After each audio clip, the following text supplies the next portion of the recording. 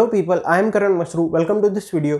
सो आज के वीडियो में हम जो क्वेश्चन डिस्कस करने वाले हैं दैट इज गूगल के strategy 2022 problem B that is curling. ये question one of those question है जो कि इतना डिफिकल्ट नहीं होता, तो स्ट्रेट फॉरवर्ड ही होता है, बट बिकॉज इसमें बहुत सारा रिटर्न पार्ट है तो पेशेंस से रीड करके पूरा एक एक पॉइंट अगर क्लियर करने में अगर हम अच्छे से टाइम दे दे तो फिर सॉल्व करना इतना डिफिकल्ट नहीं होता। Also this 27 October 2022 Newton school is bringing India's premier coding contest where you will have prizes worth 30,000 rupees. You will also get access to free coding courses and internships. The registration is absolutely free. So make sure you get registered for this event by the link which is given there in the description. As always, let's start by understanding the question. Curling. 2022 is a year of Winter Olympics. Curling has been one of the most popular winter sports as it requires skill, strategy and sometimes a bit luck. सिर्फ story है। In a curling game, two teams compete by sliding heavy granite stone on a long ice sheet. We call the teams red team and the yellow team. ठीक है, क्या बोला गया है कि ये जो कर्लिंग गेम है, अब इसकी डेफिनेशन स्टार्ट हो गई। ठीक है, इसमें दो टीम्स पार्टिसिपेट करती है, रेड एंड येलो। ठीक है, और इनमें ये क्या करते हैं कि लॉन्ग आइस शीट होती है, वहाँ पे लेट्स से ये पूरी कॉमन लॉन्ग आइस शीट है, तो इसमें ये लोग है ना ग्रेनाइट के स्टोन्स को स्लाइड करते हैं। ठीक है, okay. A curling game consists of several ends sub games.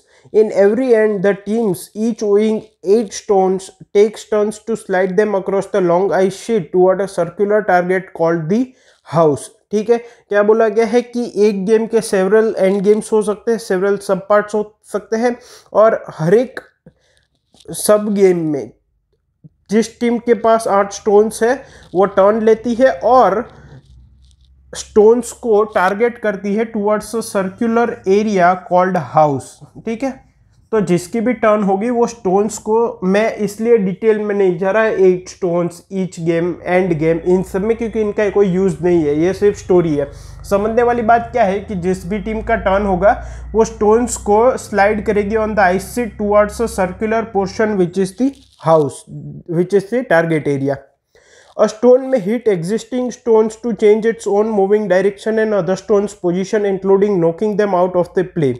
Roughly speaking, the goal for a team is to make their stones as close to the center of the house as possible. ठीक है, फिर क्या दिया गया है, वापस एक story line है, इसका कोई यूज़ नहीं है कि अगर हम कोई स्टोन स्लाइड करते हैं तो बीच में अगर कोई स्टोन है तो हो सकता है कि वो एक दूसरे को टक्कर दे, उनकी पोजीशन चेंज हो जाए एंड सो ऑन, बट इनका कोई यूज़ नहीं होने वाला है। ठीक है, एंड में क्या बोला गया है कि जो भी टीम पत्थर को स्लाइड करेगी उनका मेन टारगेट ये होना चाहिए कि ये जो हाउस है ये सर्कुलर है, तो इसका जो सेंटर है उससे एज क्लोज एज पॉसिबल उनका स्टोन पहुंचे। ठीक है, geometrically a house and a stone can be modelled as a circle and a disc, the region bounded by a circle respectively, and the scoring rules at the conclusion of each end are formally summarized as। ठीक है, तो क्या बोला गया है कि ये house को और स्टोन्स को दोनों को हम सर्कल की तरह और डिस्क की तरह ट्रीट कर सकते हैं। डिस्क का मतलब भी क्या है, एक तरह का सर्कल ही। ठीक है, तो दोनों को सर्कल की तरह ट्रीट कर सकते हैं, और एट द एंड स्कोरिंग किस तरह से होगी वो आगे दिया गया है। Each stone can be viewed as a disc of radius RS on a 2-dimensional place। तो हर एक जो स्टोन है उनको एक RS रेडियस का एक डिस्क माना जा सकता है। The house is a circle of radius RH centered at 0,0। House जो है उसका रेडियस है RH और इसका सेंटर है 0,0। Only stones in the house are considered in scoring. A stone is in the house if any portion of the stone lies on or within the circle representing the house. Tangency also counts. तो किसी stone को हम उसके points तभी count करेंगे जब वो circle, ये जो हाउस है उसके अंदर हो या कहीं ना कहीं टच कर रहा हो। मतलब कि या तो वो पूरा का पूरा अंदर हो या कहीं ना कहीं ऐसे टच कर रहा होगा तो भी चलेगा, अगर एक पॉइंट भी कांटेक्ट में है तो भी चलेगा। ठीक है, इसलिए आखिरी में बोला गया है टेंजेंसी ऑल्सो काउंट्स। टेंजेंसी का मतलब क्या कि दोनों में कॉमन टेंजेंट है, एक ही पॉइंट टच हो रहा है। A team is awarded 1 point for each of their stones in the house such that no opponent stone is closer in Euclidean distance to the center than it. We assume in this problem that no two stones are equally close to the center 0, 0. ठीक है, क्या बोला गया है कि हर एक stone जो कि हाउस के अंदर है, मतलब कि या तो उसको टच कर रहा है या उसके अंदर है, उसके लिए 1 पॉइंट उस टीम को मिलेगा, गिवन दैट सामने वाली टीम का कोई भी स्टोन उस पर्टिकुलर स्टोन से नजदीक ना हो सेंटर के। मतलब कि लेट सपोज यहां पे एक स्टोन है इस येलो टीम का, ठीक है, लेकिन यहां पे एक स्टोन है रेड टीम का जो कि सेंटर से इसके रिस्पेक्ट में नजदीक है, तो ये टच तो कर रहा है सर्कल को, लेकिन इसको हम काउंट नहीं करेंगे। क्यों? क्योंकि इससे नजदीक वाला स्टोन है। ठीक है, ओके। और क्या बोला गया है कि दो स्टोन्स इक्वल डिस्टेंस पे नहीं होंगे। यूक्लिडियन डिस्टेंस कंसिडर करना है, वो क्या होता है x1 minus x2 square plus y1 minus y2 square under root. ठीक है, वो कंसेप्ट वाले पार्ट में हम डिटेल में देखेंगे, इसलिए मैं यहाँ पे नहीं लिख रहा। Two teams are playing and have just delivered all their stones. The red team has n stones remaining on curling sheet centered at x1, y1, x2, y2 up to x and y, and yellow team has m stones remaining centered at z1, w1, z2, w2 up to zm, wm. Now you are asked to figure out the score of both the teams. देखो मैंने क्या बोला था कि आगे जो story दी गई है कि दो स्टोन्स टकरा सकते हैं, एक दूसरे से दूर जा सकते हैं, नजीक जा सकते हैं, आइस शीट है, कोई काम का नहीं है। एंड पैराग्राफ में क्या बोला गया है कि पूरी गेम खत्म होने के बाद दो टीम में रेड टीम के पास एन स्टोन्स है जो कि अभी है ग्राउंड में। ठीक है, the red team has an stones remaining on the curling sheet. कुछ स्टोन्स बाहर भी हो सकते हैं, वो कुछ नहीं हमें देखना। एंड में एन स्टोन्स है रेड टीम के और एम स्टोन्स है येलो टीम के, उनके सेंटर्स दिए गए हैं, तो हमें दोनों टीम्स के स्कोर बताने हैं। ठीक है, मतलब कि मान लो CR काउंट आर और काउंट येलो है। काउंट आर क्या डिनोट करेगा कि कितने स्टोन्स है वो इस हाउस के अंदर है, जो भी डेफिनेशन दी गई है उसके अकॉर्डिंग, और कोई भी येलो स्टोन उसके रिस्पेक्ट में उससे नजदीक नहीं है। And similarly count yellow for the yellow team stones, सबके सेंटर्स दिए गए हैं। ठीक है, इनपुट किस तरह से दिया गया है? इनपुट में सबसे पहली लाइन में है नंबर ऑफ टेस्ट केसेस, फिर सभी टेस्ट केस में दो इंटीजर है। सबसे पहले RS and RH denoting the radius of the disc stones and the radius of the house. फिर नेक्स्ट लाइन में है N, that is the number of stones of red team remaining, और फिर नेक्स्ट N लाइन्स में XI YI दिया गया है, the centre of each stones of red team. फिर नेक्स्ट लाइन में M दिया गया है, number of stones of yellow team remaining, and फिर ZI WI दिया गया है, the centre coordinate. M lines में ZI WI दिया गया है, the centre coordinates of M stones of yellow team.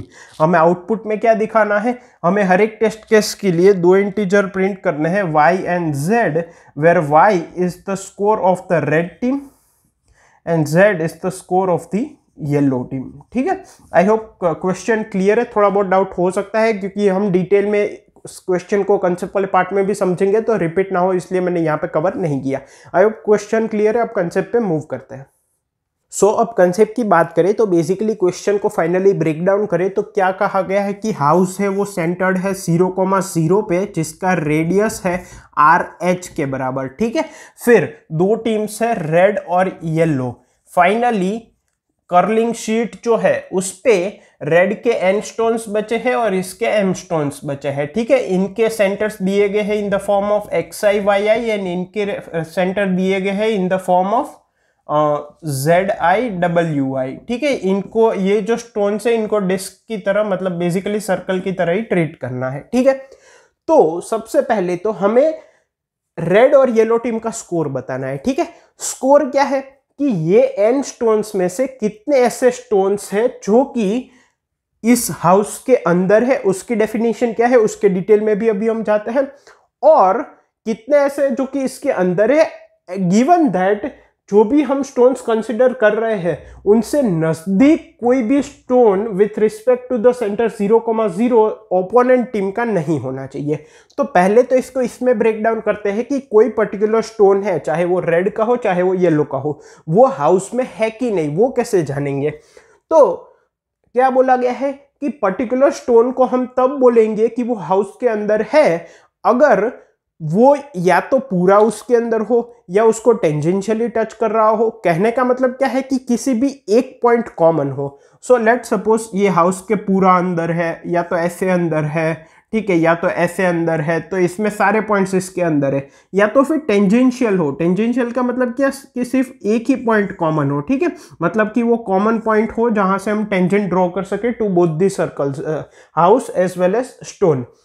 तो कहने का मतलब क्या है, अब किसी भी स्टोन के लिए ये कंडीशन हम कैसे निकाल सकते हैं।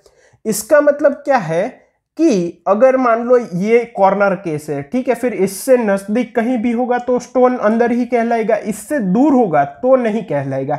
This is the corner case. तो कॉर्नर केस में अगर हम ऑब्जर्व करें तो ये हमारा हाउस हो गया और ये हमारा स्टोन हो गया। इसका सेंटर है मान लो C1, C2 और ये है 0, 0। तो मैं ये कह सकता हूं कि इन दोनों के सेंटर के बीच का जो डिस्टेंस है that should be less than or equal to the sum of their radius। देखो इन सब में तो सेंटर का डिस्टेंस इतना ही है, ठीक है, इसमें इतना सेंटर का डिस्टेंस है और रेडियस का सम क्या होगा, this is RH and this is RS, ठीक है। फिर अगर इस केस की बात करें तो ये सेंटर के बीच का डिस्टेंस हो गया and sum of radius would be RH and RS, ठीक है। ये कॉर्नर केस में देखें then the distance between their centers is equal to the sum of their radius, this is RH and this is RS। so हम किसी भी stone को तब हाउस के अंदर कहेंगे जब उन दोनों के सेंटर्स के बीच का जो डिस्टेंस है दैट इज लेस देन और equal to the sum of the radius. मतलब कि C1 माइनस 0 का स्क्वायर प्लस C2 माइनस 0 का स्क्वायर, ये यूक्लिडियन डिस्टेंस है, under root should be less than और equal to RS plus RH। Now to make our life easier for implementation हमें बस ये less than equal to sign चाहिए, ठीक है, हमें ऐसा जरूरी नहीं है कि पॉइंट में ही आंसर चाहिए। अब कंप्यूटर्स की लिमिटेशन होती है, जैसे फ्लोटिंग पॉइंट है, डबल पॉइंट है, तो उसमें एक पर्टिकुलर प्रिसीजन तक हमें नंबर मिलते हैं। तो हम इंटीजर में वर्क करेंगे तो हमारे लिए बेटर रहेगा। तो हम क्या कर सकते हैं, दोनों तरफ स्क्वायर कर सकते हैं, मतलब कि C1 square plus C2 square should be less than और equal to RS plus RH का स्क्वायर। ये भी इंटीजर होगा, ये भी इंटीजर होगा, तो कहीं भी प्रॉब्लम नहीं होगी, ठीक है, ये इजी इंप्लीमेंटेशन हो जाएगा। तो सबसे पहले तो हमें ये क्लियर हो गया कि किसी भी स्टोन को हम हाउस के अंदर कब बोलेंगे। अब हम क्या कर सकते हैं, देखो हमें दोनों का स्कोर बताना है। हमें यह बोला गया है कि कोई भी दो स्टोन्स इक्वल डिस्टेंस पे नहीं होंगे with respect to the centre. Second thing, अगर रेड का कोई स्टोन है जो कि ये कंडीशन सेटिस्फाई करता है, मतलब कि वो हाउस के अंदर है, तो वो स्कोर में तभी कंट्रीब्यूट कर पाएगा जब ओपोनेंट टीम मतलब येलो का कोई भी स्टोन उस डिस्टेंस से कम ना हो। मतलब कि with respect to the centre, मान लो रेड का जो स्टोन है वो यहां पे है, ठीक है, और येलो का यहां पे है, तो ये हाउस के अंदर तो है, लेकिन ओपोनेंट टीम का स्टोन है वो ये सेंटर से जितनी दूरी पे है with respect to the house उससे कम दूरी पे है, तो इसलिए हम इसको कंसीडर नहीं करेंगे। हम किसी भी स्टोन का स्कोर तभी कंसीडर करेंगे जब वो हाउस के अंदर हो, as well as opponent team का कोई भी स्टोन उससे कम डिस्टेंस पे ना हो with respect to the centre of the house, that is 0,0।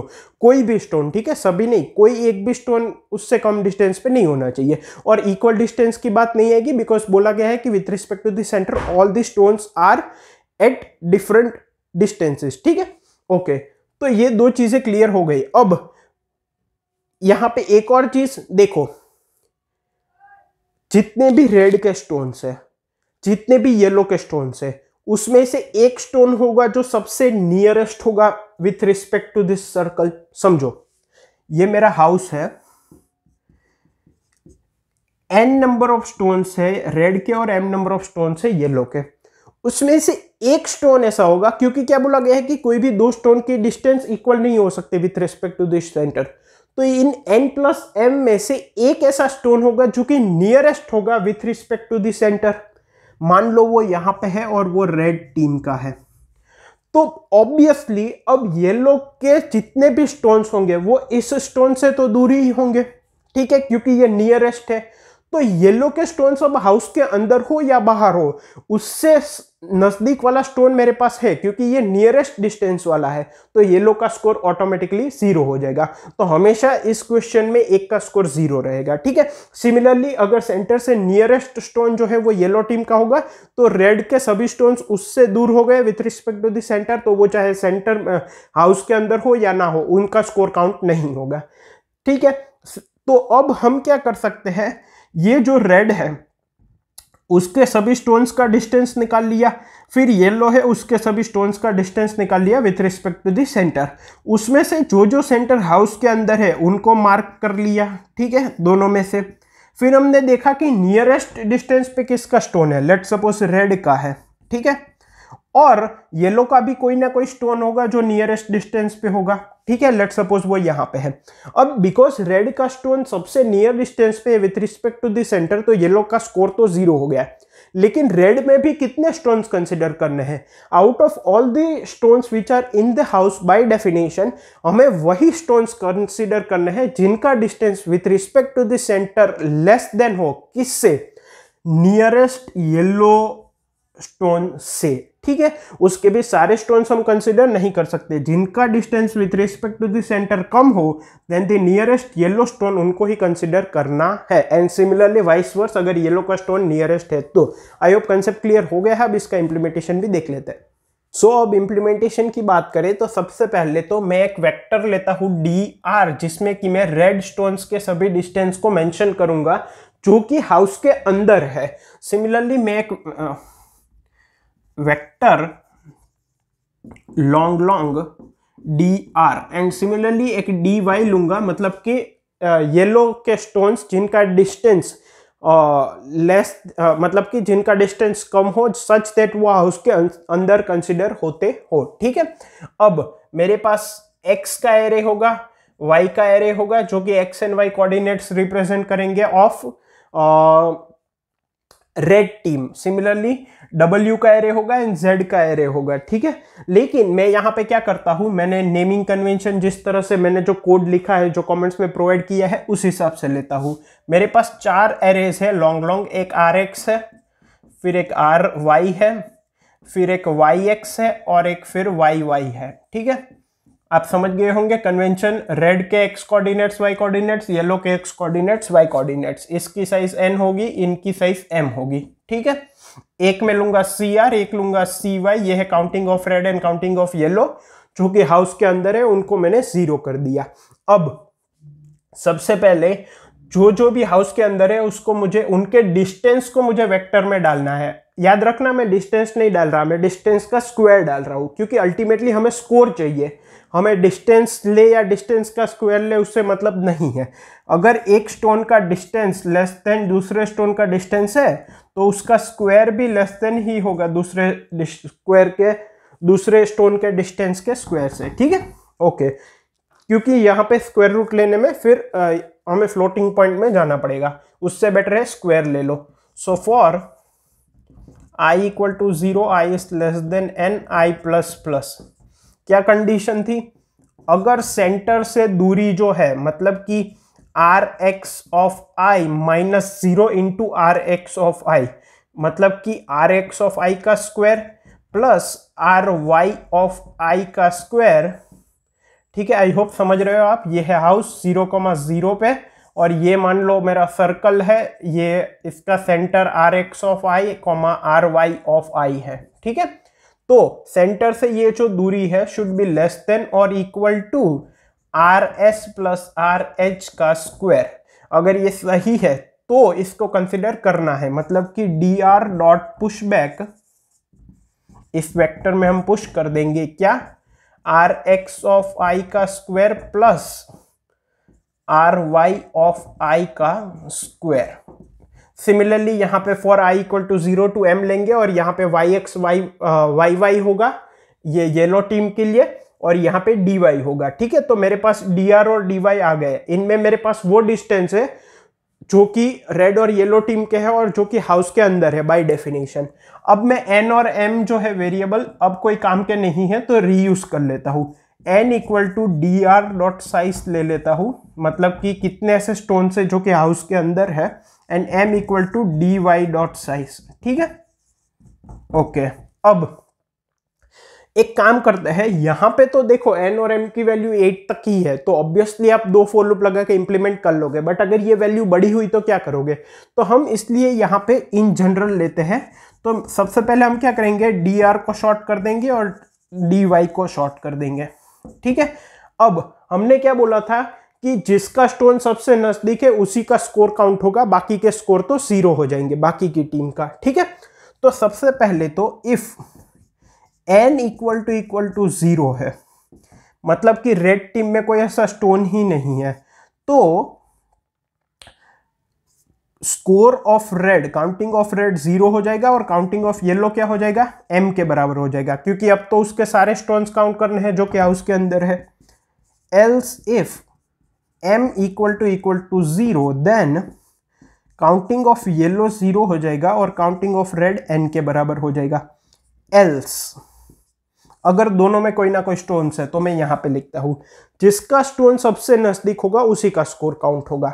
So if dr of 0 is less than dy of 0, ठीक है, जो सबसे कम डिस्टेंस पे है, अगर वो रेड का है तो एल्स, अगर रेड का है तो काउंटिंग ऑफ येलो 0, और काउंटिंग ऑफ रेड भी तब तक हम करेंगे जब तक वो डिस्टेंस है वो येलो का जो सबसे नजदीक स्टोन है, मतलब कि dy ऑफ 0 उससे कम हो। मतलब कि for i equal to 0 to n minus 1 if dr of i is less than dy of 0 तो cr प्लस प्लस। सिमिलरली यहां पे क्या आ जाएगा, cr 0 आ जाएगा और i equal to 0 to m minus 1 होगा, यहां पे dy of i less than dr of 0 then cy plus plus, वो पूरा यहां पे आ जाएगा।